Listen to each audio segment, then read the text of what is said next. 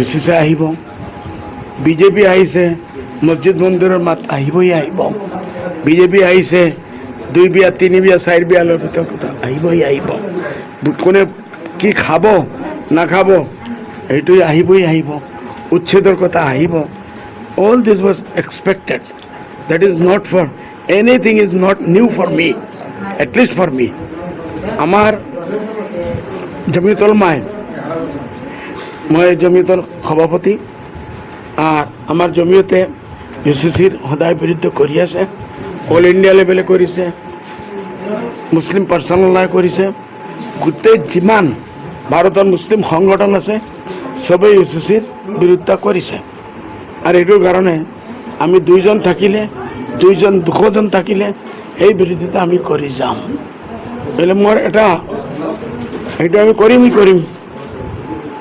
আজি যিটো মই মুখ্যমন্ত্ৰীৰ যে প্ৰেছ কনফাৰেন্স যিটো মই দেখিছোঁ, এইটোত ক'ব লগা বহুত আছে, એટલે আমি এতিয়া নকওঁ, আগৰ পৰা কৈ দিলে মানুহে কমচে কম 5-6 দিন বাটটো চাব লাগিব না, সেইটো কাৰণে আমি এৰি দিলোঁ.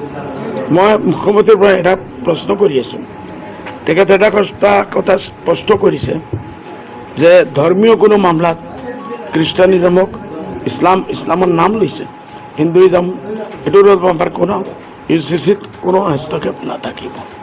ভেৰি গুড, উই ৱেলকাম. হ'লে ছোৱালীৰ যে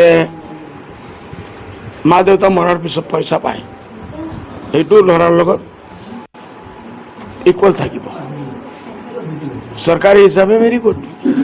বাট মই এজ এ ইছলাম ধৰ্ম আৰু ইছলামৰ জানেই নি, আমি 2 হিস্সা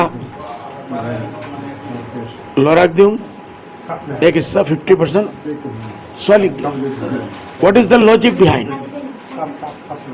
চবে জানিবলৈ বিচাৰিব. মই এইটো জনাইছোঁ যে এজন মা, ছোৱালী যেতিয়া ছোৱালী আছে তাইৰ স্বামীৰ পৰাও পাব,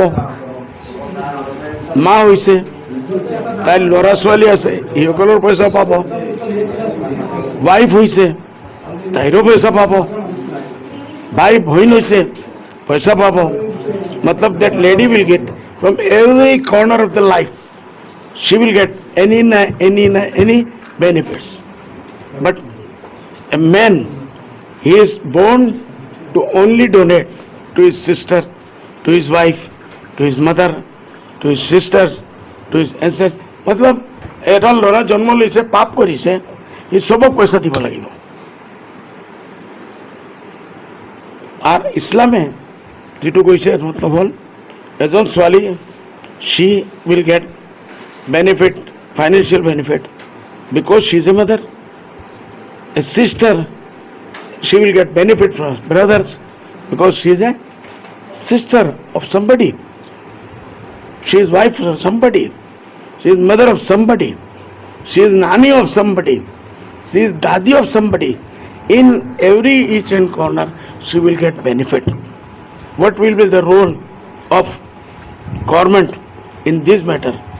This is my question, and I will ask in the floor this question. I think I am requesting Chief Minister Sahab to be prepared for all these questions